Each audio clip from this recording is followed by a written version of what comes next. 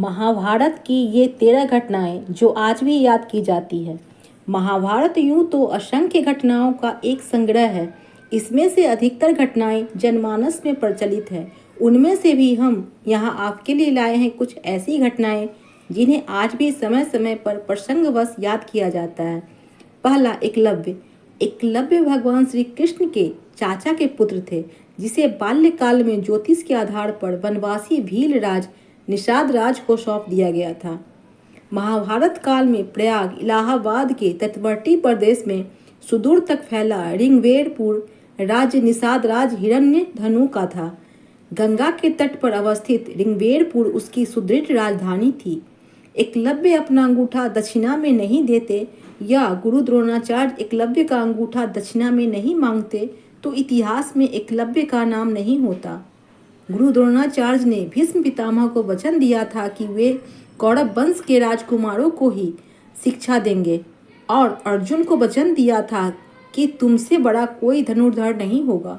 बस इस वचन की लाज रखने के लिए ही गुरु द्रोणाचार्य ने एकलव्य को अपना शिष्य नहीं बनाया, और जब उन्हें पता चला कि एकलव्य तो सब कुछ सीख गया है, तब उन्होंने एकलव्य से गुरु दक्षिणा में अंगूठा मांग लिया।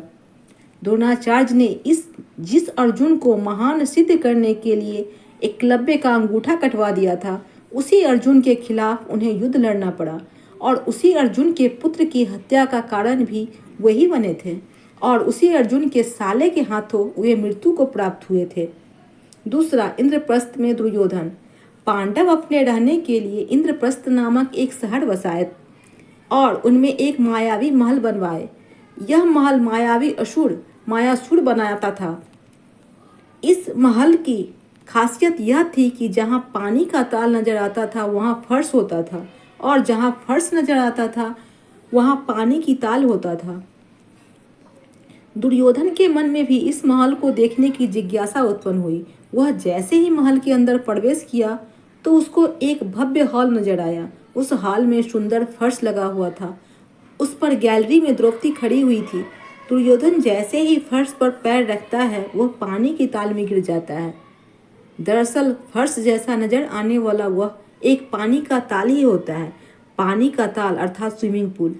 ऊपर गैलरी में देख रही द्रौपदी यह घटना देखकर खूब जोर से हंसती है और कहती है, अंधे का पुत्र अंधा। दुर्योधन इस घटना से बहुत शर्मिंदा होकर खुद को अपमानित सा समझता है और मन ही मन द्रौपदी से बदला लेने की सोचने लगता है। तीसरा, लाक्षागृह कांड।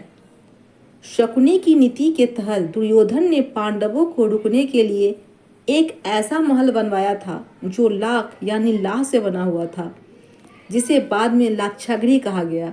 दुर्योधन की योजना के अनुसार इस महल में रात में चुपचाप से आग लगा दी गई थी, ताकि सोते हुए पांडवों की इस महल में ही जलकर मृत्यु हो जाए। किंतु पांडवों के जासूसों ने उन्हें इस योजना की सूचना दे दी थी और वे रात को ही एक गुप्त सुरंग से निकल भागे। ये सुरंग आज भी है, जो हिंडन नदी के किनारे पर खुलती है। लाख से बने महल के अवशेष आज भी बरनावा में पाए जाते हैं। यह बरनावा या वर्णावत नामक स्थान मेरठ जिले में स्थित है। चौथा, भीम नहीं उठा पाए थे हनुमान जी की पूंछ। सभी को यह घटना तो मालूम ही होगी कि बलशाली भीम हनुमान जी की पूंछ नहीं उठा पाए थे। दरअसल भीम कुंती के कहने पर कमल दल लेने के लिए जंगल में एक रास्ते से जा रहे थे। तभी उन्हें रास्ते में लेटे हुए बानर नजर आया। भीम ने उसे सामान्य बानर समझकर कहा कि ए बानर, अपनी ये पूंछ हटाकर मुझे निकलने का रास्ता दो। बानर ने कहा कि तुम ही हटा लो पूंछ। भीम के लाख प्रयास के बाद भी जब पूंछ अपने स्थान से नहीं हटी तो भीम समझ गए कि ये कोई साधारण बानर नहीं है। भीम ने क्षमा मांगी। कुछ विद्वान मानते हैं कि यह घटना गंधमादन पर्वत पर घटी थी। हिमालय के कैलाश पर्वत के उत्तर में गंधमादन पर्वत कुबेर के राज्य क्षेत्र में था। कुबेर सुमेरु पर्वत के चारों दिशाओं में हनुमान चड्डी है। यहाँ भीम और हनुमान जी की भेंट हुई थी और हनुमान जी ने भीम को महाभारत युद्ध में विजय होने का आशीष दिया था। पांचवा, रणछोड़ दास। जरासंध ने श्री कृष्ण को मारने के लिए अपने मित्र काल यवन को बुलाया था। काल यवन की सेना ने मथुरा को घेर लिया। उसने मथुरा नरेश कृष्ण के नाम संदेश भेजा और काल यवन को युद्ध के लिए 1 दिन का समय दिया। श्री कृष्ण ने उत्तर में संदेश भेजा कि युद्ध केवल कृष्ण और काल यवन में हो, सेना को व्यर्थ क्यों लड़ाए। काल यवन ने स्वीकार कर लिया।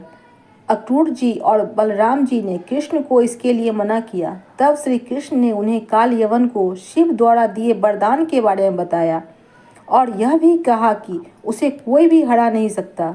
श्री कृष्ण ने यह भी बताया कि काल यवन राजा मुकुंद चंद द्वारा मृत्यु को प्राप्त होगा।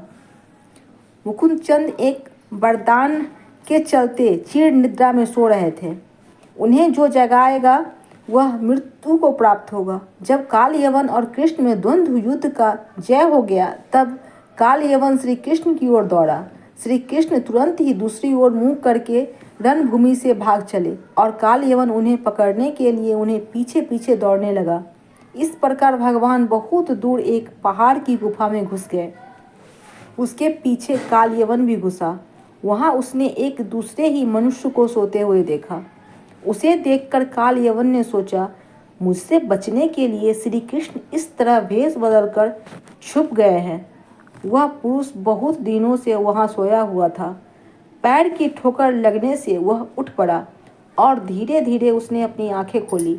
इधर उधर देखने पर पास ही काल यवन खड़ा हुआ दिखाई दिया। वह पुरुष इस प्रकार ठोकर मारकर जगाए जाने से कुछ रुष्ट हो गया था। उसकी दृष्टि पड़ते ही काल यवन के शरीर में आग पैदा हो गई और वह क्षण भर में जलकर राख का ढेर हो गया। काल यवन को जो पुरुष गुफा में सोए मिले वे इक्ष्वाकु वंश महाराजा मदांता के पुत्र राजा मुकुंदचंद थे। इस तरह काल यवन का अंत हो गया। इस घटना के कारण ही भगवान श्री कृष्ण का नाम रणछोड़ दास पड़ा। 6, जरासंध का वध। बिहार के राजगीर में अवस्थित है कंस के ससुर जरासंध का अखाड़ा। जरासंध बहुत बलवान था। मान्यता है कि इसी स्थान पर भगवान श्री कृष्ण के इशारे पर भीम ने उसका वध किया था। राजगृह को राजगीर कहा जाता है। रामायण के अनुसार ब्रह्मा के चौथे पुत्र वसु ने गिरिवज्र नाम से इस नगर की स्थापना की। बाद में कुरुक्षेत्र के युद्ध के पहले बृहदर्थ ने इस पर अपना कब्जा जमा लिया। बृहदर्थ अपनी शूरता के लिए मशहूर था। जरासंध को कोई मार नहीं सकता था। भीम ने उसके शरीर के 2 टुकड़े कर दिए थे, लेकिन उसके दोनों टुकड़े फिर जुट जाते थे। तब श्री कृष्ण ने एक तिनके के सहारे भीम को इशारा से बताया कि तिनके तो 2 टुकड़े करके दाएं टुकड़े को बाईं ओर, बाएं टुकड़े को दाईं ओर फेंक दो। भीम को यह इशारा समझ में आ गया और उसने तब दूसरी बार जरासंध को पकड़कर उसके जब 2 फाड़ किए तो दोनों फाड़ को एक दूसरे के विपरीत दिशा में फेंक दिया। जय श्री कृष्णा। पोस्ट पसंद आई है तो लाइक, सब्सक्राइब और कमेंट करें। धन्यवाद।